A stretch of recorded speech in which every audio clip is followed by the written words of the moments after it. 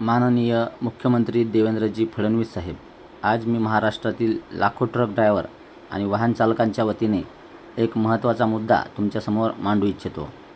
समृद्धी महामार्ग असो किंवा महाराष्ट्रातील इतर कोणताही महामार्ग असो, वाहन चालकांना RTOच्या तपासणीदरम्यान होणाऱ्या कथित त्रासाबद्दल अनेक तक्रारी ऐकायला येत आहेत. कागदपत्रे व्यवस्थित असतानाही विनाकारण अडवणे, त्रास देणे किंवा पैशाची मागणी होत आहे, असा आरोप ड्रायव्हरकडून केला जात आहे. साहेब, एकदा ड्रायव्हरची घरची परिस्थिती समजून घ्या. हे ड्रायव्हर 2-2, 3-3 महिने आपल्या घरापासून, गावापासून, आईवडिलापासून, बायको मुलापासून दूर राहतात. दिवस रात्र गाडी चालवून आपल्या महाराष्ट्राची आणि देशाची वाहतूक व्यवस्थित ठेवतात. त्यांच्या डोक्यावर आधीच घराची चिंता, कर्जाची चिंता, वेळेवर माल पोहोचवण्याचा ताण असतो. त्यात जर वारंवार विनाकारण त्रास किंवा पैशाची मागणी होत असेल तर त्यांचा मानसिक तणावाचा विचार कोण करणार?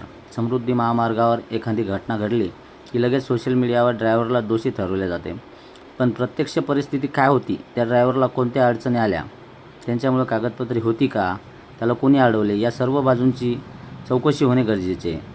आज एक रस्ता जाम झाला, उद्या दुसरा रस्ता जाम होऊ शकतो. अशी घटना वारंवार घडत राहिल्या तर त्याचा परिणाम वाहतुकीवरच नाही तर महाराष्ट्राच्या प्रतिमेवरही होतो. बाहेरून येणारे ड्रायव्हर आणि वाहतूक महाराष्ट्रातील व्यवस्थेबद्दल नाराजी व्यक्त करत आहेत. ही बाब गांभीर्याने लक्षात घेतली पाहिजे. RTO तपासणी म्हणजे पारदर्शकता असली पाहिजे. ड्रायव्हरला विनाकारण त्रास होणार नाही यासाठी कठोर व्यवस्था करा साहेब तुम्ही. देवेंद्र फडणवीस साहेब, तुम्हाला आमची हात जोडून विनंती आहे.